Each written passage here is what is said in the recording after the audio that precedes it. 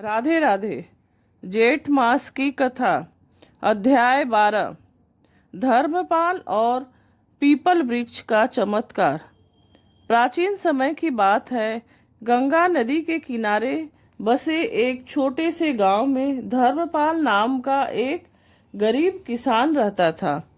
वह अत्यंत सरल, ईमानदार और भगवान विष्णु का भक्त था। उसके परिवार में उसकी पत्नी गौरी, एक पुत्र मोहन था। धर्मपाल दिन रात मेहनत करता, फिर भी घर में हमेशा अभाव बना रहता था। कई बार तो भोजन के लिए भी अन्न नहीं बचता था। जेठ मास का समय चल रहा था। सूर्य की तपती किरणों से धरती जल रही थी। लोग दोपहर में घरों से निकलने से डरते थे। एक दिन गांव में एक वृद्ध साधु आए। उसका चेहरा तेजस्वी था और आंखों में अद्भुत शांति थी।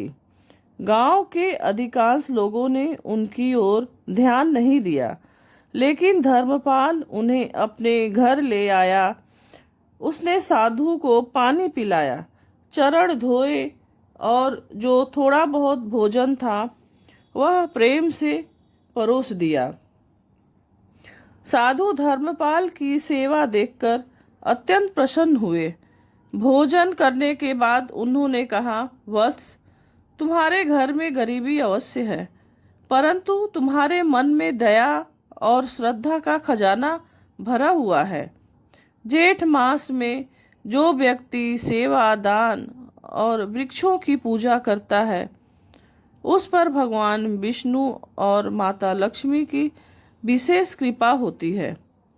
धर्मपाल हाथ जोड़कर बोला, महाराज, मैं तो एक साधारण किसान हूँ। मेरे पास दान देने योग्य कुछ भी नहीं है। मैं क्या कर सकता हूँ? साधु मुस्कुराए और बोले, गांव के बाहर जो पुराना पीपल का वृक्ष है, उसकी प्रतिदिन जल से सेवा करो। उसके नीचे बैठकर भगवान विष्णु का नाम लो और राहगीरों को शीतल जल पिलाओ। सच्चे मन से किया गया छोटा सा कार्य भी महान फल देता है। इतना कहकर साधु वहां से चले गए। अगले दिन से धर्मपाल प्रतिदिन सूर्योदय से पहले उठता।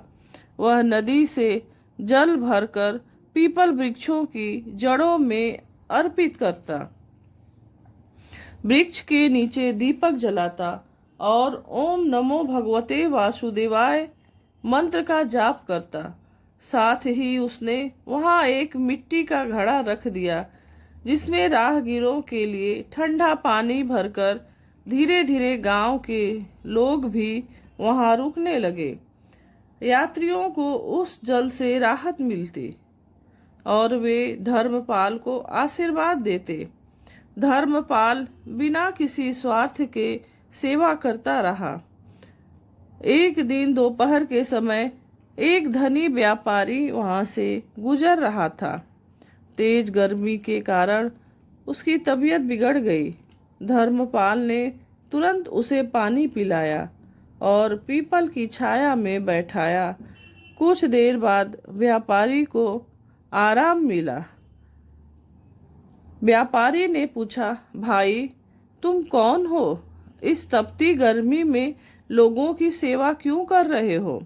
धर्मपाल ने विनम्रता से उत्तर दिया, यह सब भगवान की प्रेरणा है। सेवा करना ही सबसे बड़ा धर्म है। व्यापारी उसकी बातों से बहुत प्रभावित हुआ। उसने जाते समय धर्मपाल को कुछ स्वर्ण मुद्राएं देना चाहिए, लेकिन धर्मपाल ने लेने से मना कर दिया। तब व्यापारी बोला, यदि तुम मेरी सहायता स्वीकार नहीं करोगे तो मुझे दुख होगा। अंततः धर्मपाल ने थोड़ा धन स्वीकार कर लिया। उस धन से उसने अपने खेत के लिए अच्छे बीज खरीदे और बाकी धन गरीबों में बांट दिया। कुछ ही दिनों बाद आश्चर्यजनक घटना हुई। उस वर्ष धर्मपाल के खेत में इतनी अच्छी फसल हुई कि पूरा गांव देखकर चकित रह गया। जहां दूसरे किसानों की फसल सूख गई थी, वहीं धर्मपाल के खेत हरे भरे थे। गांव वाले इसे भगवान की कृपा मानने लगे। एक रात धर्मपाल ने स्वप्न में देखा भगवान विष्णु पीपल वृक्ष के नीचे खड़े हैं। उन्होंने कहा, धर्मपाल, तुमने जेठ मास में निस्वार्थ भाव से सेवा की है। तुमने प्यासों को जल पिलाया, वृक्ष की रक्षा की और सच्ची भक्ति की। इससे मैं अत्यंत प्रसन्न हूँ। तुम्हारे घर में अब कभी अन्न और धन की कमी नहीं होगी। सुबह उठते ही धर्मपाल की आंखों में आंसू आ गए। उसने पत्नी गौरी को सब बताया। दोनों ने भगवान का धन्यवाद किया। समय बीतता गया। धर्मपाल अब गांव के सम्मानित लोगों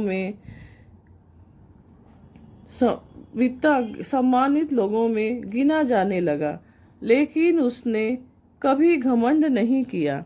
वह पहले की तरह ही गरीबों की सहायता करता और हर जेठ मास में पीपल वृक्ष के नीचे जल सेवा अवश्य करता।